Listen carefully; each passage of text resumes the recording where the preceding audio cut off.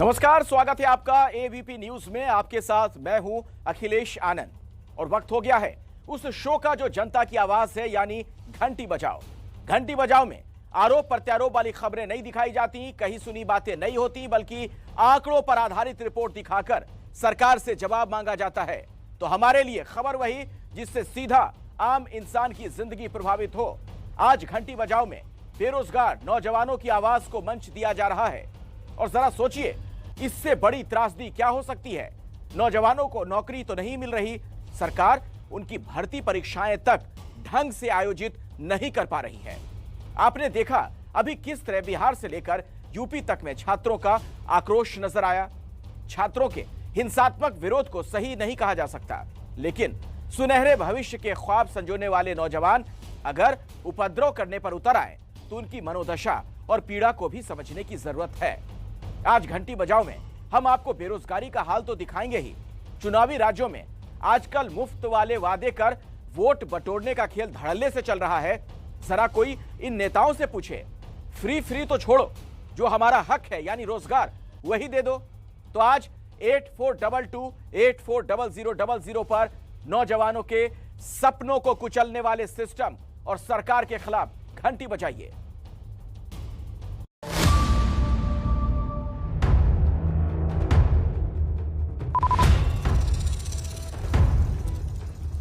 उत्तर प्रदेश में रोजगार है ही नहीं है। विकास तो कोई भी नहीं, पढ़ लिख के ऐसे ही घूम रहे, पढ़ लिख कर फिर यहाँ यही काम करना पड़ रहा। अभी तक हम सुबह से भूखे प्यासे बैठे हैं, टाइम लगभग 2 बजने वाला होगा। अभी तक बैठे हैं इस उम्मीद में कि आगे हमको गवर्नमेंट जॉब मिलेगी। दरोगा भर्ती में भी लगभग 100+ हम लोगों के मार्क्स हैं, लेकिन आज तक ना तो उसका रिजल्ट डिक्लेयर हुआ है ना ही कुछ किया है। हर चीज़ के फार्म भरे, आर्मी के, दिल्ली पुलिस के, यूपी पुलिस के, वो फॉर्म भरे, नौकरी नहीं मिली। रिश्तेदार नातेदार ये पूछते हैं कि आपकी उम्र 31 वर्ष हो गई है, 32 साल बीत रही है और उसके बावजूद भी आप अभी तक रोज़गार नहीं पाए हैं। इतनी खीज या शर्मिंदगी लगती है कि सर उनसे नज़र मिलाने की हिम्मत नहीं करती। चुनाव जब होता है तो एक बार में चुनाव में प्रधानमंत्री या हमारे मुख्यमंत्री चुन लिए जाते हैं और हम लोग को ग्रुप डी लेवल का 2-2 एग्जाम दिया जाता है। ये कहाँ तक सही है? 2019 में ये वैकेंसी आई थी लेटेस्ट, जिसका कि अभी तक एग्जाम नहीं हुआ है। नाखुश हैं घर वाले, पैसा देना बंद कर दिया घर वालों ने। पढ़ लिख के कोई फायदा नहीं हो रहा है, सारे युवा बेरोजगार फिर रहे। अक्सर घरों में बच्चों को सिखाया जाता है कि पढ़ोगे लिखोगे तो बनोगे नवाब, खेलोगे कूदोगे तो हो जाओगे खराब।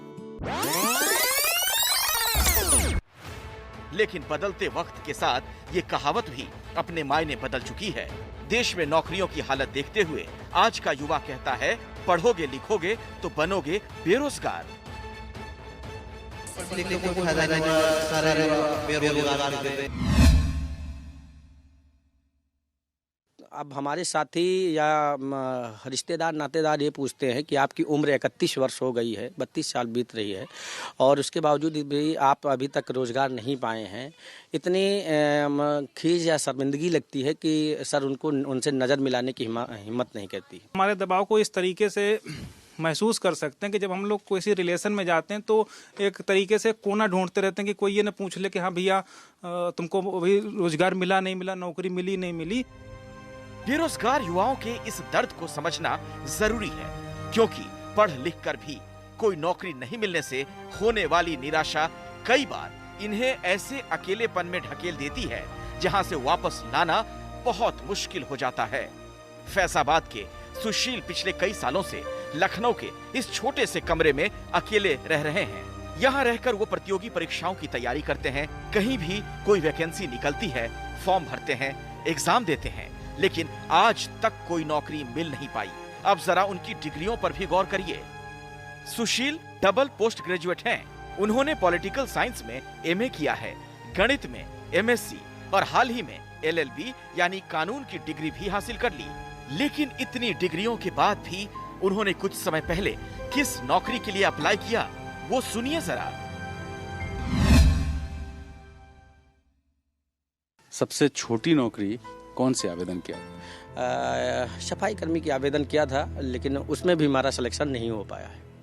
सफाई कर्मी की नौकरी? क्योंकि इतनी बेरोजगारी है, इतनी गरीबी मुफलिसी है कि किसी तरीके से जीवन यापन हो सके, उसके लिए जो भी आवेदन मतलब स्टेट मांगती है, जो भी परीक्षाएं कराती है, उसमें हम जो है फार्म आवेदन करते हैं और अवसर ढूंढते हैं कि किसी तरीके से रोजगार। एमए का डिग्री रखने के बाद सफाई कर्मी में सिलेक्शन नहीं हुआ? सर, परिस्थितियां ऐसी है, मजबूरी ऐसी है कि क्या किया जाए। जो पीएचडी करने वाला व्यक्ति भी सफाई कर्मी का आवेदन किया हुआ है।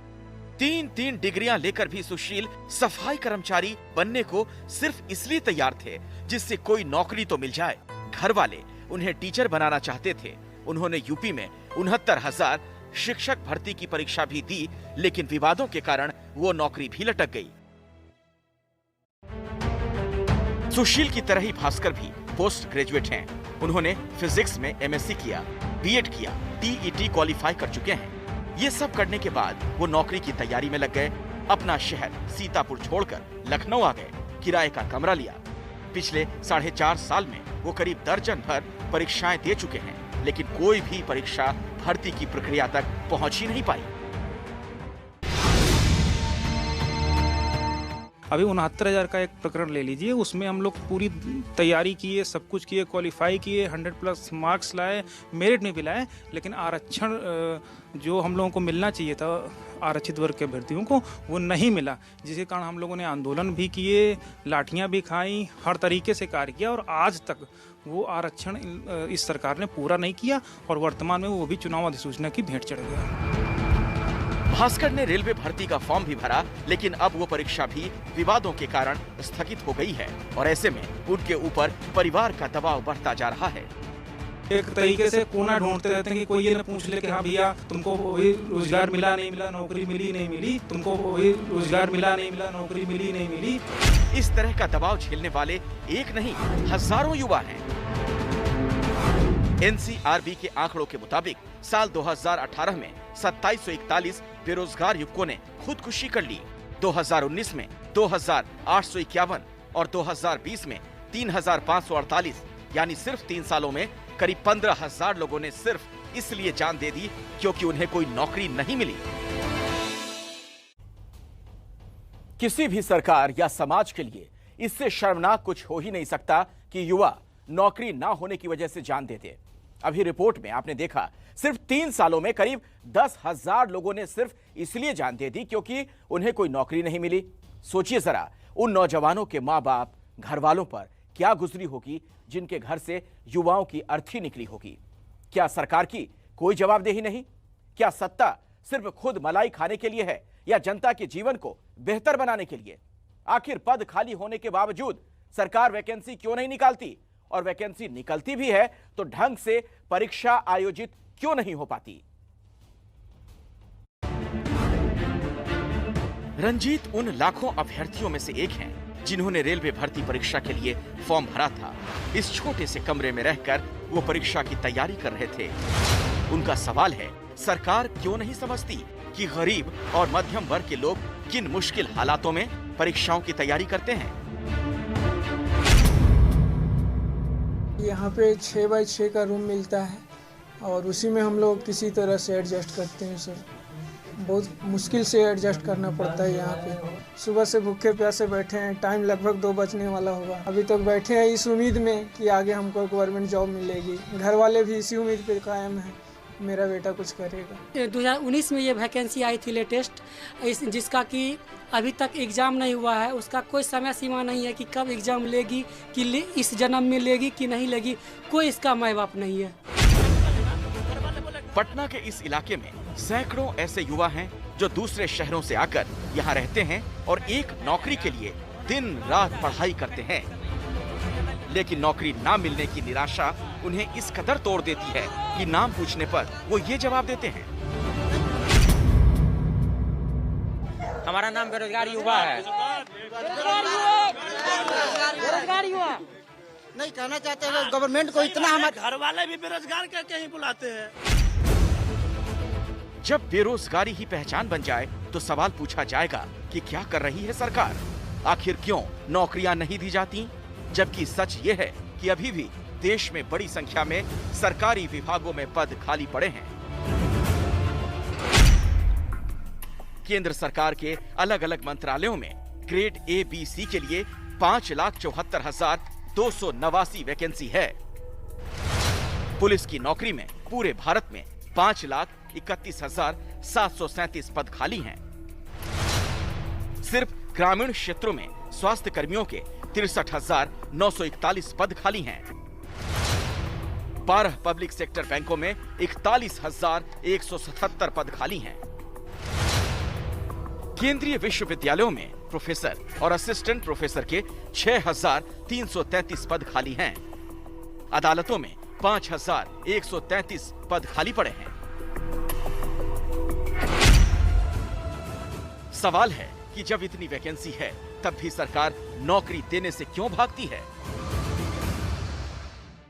गवर्नमेंट के पास उसकी रिसोर्सेस हैं, वो रिसोर्सेस कम होते जा रहे हैं। कम इसका मतलब है कि उसकी रिक्वायरमेंट ज़्यादा है लेकिन रिसोर्सेस उस तरह से बढ़ नहीं रहे।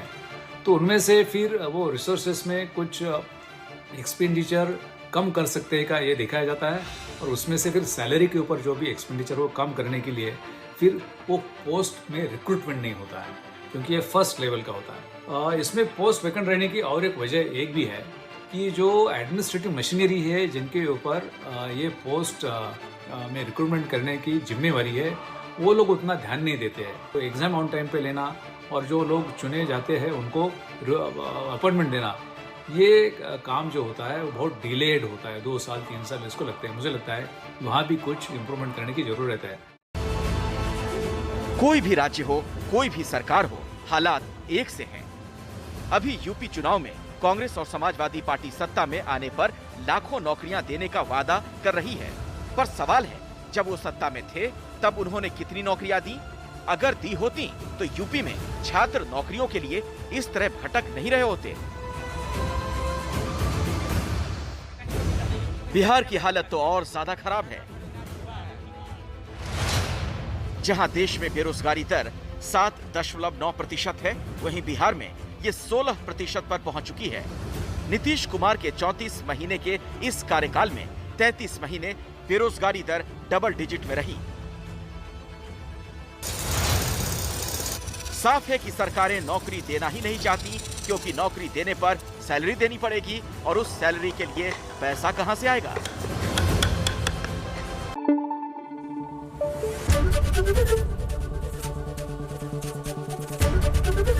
एबीपी न्यूज आपको रखे आगे।